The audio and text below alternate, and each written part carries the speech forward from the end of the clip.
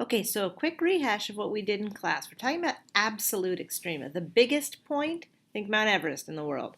The lowest point on a graph, think Death Valley in the world. Okay, so we have some examples here of open intervals. So here, we've got our functions going off to negative infinity on the left. It's going off to positive infinity on the right. We have a local max right here and a local min, but there are no absolutes. This is a high point, but not the highest. This is a low point, but not the lowest. So then we come over here. This time on our endpoints, both are going to negative infinity. So there's no absolute minimum. But in this case, while we have a local max and a local min, we also have an absolute max. So again, this is like, think about Mount Everest. There are all kinds of mountains in the world, but Mount Everest is the highest. There are high points on this graph, but this is the highest point on the graph. And one more example, and if you notice I had to draw over here that the function's going up on this side, so it's going up to infinity on both ends.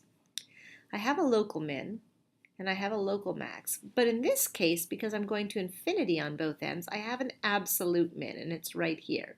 Again, think Death Valley. It's the lowest place on Earth. This is the lowest point on this function. Okay, it has no absolute max. All right, so this one, when it's going up to infinity on both ends, has no absolute max. When it's going to negative infinity on both ends, it has no absolute min. And when it's going to infinity on one end and negative infinity on the other, it has no absolute extrema at all. So again, we know from all of our graphing that these points occur at critical points. So if I have a function that's going up to infinity or down to negative infinity on one end, to find out about absolute extrema, I need to find the critical points and check them and see if I have a biggest value, okay? Again, if my function's going to infinity on both ends, I won't have a biggest value, but I know I should have a smallest, and it should be at a critical point.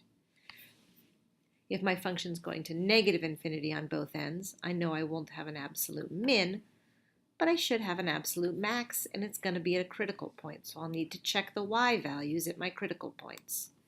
And again, if I'm going to minus infinity on one side and infinity on the other, I know that I'll have no absolute extrema.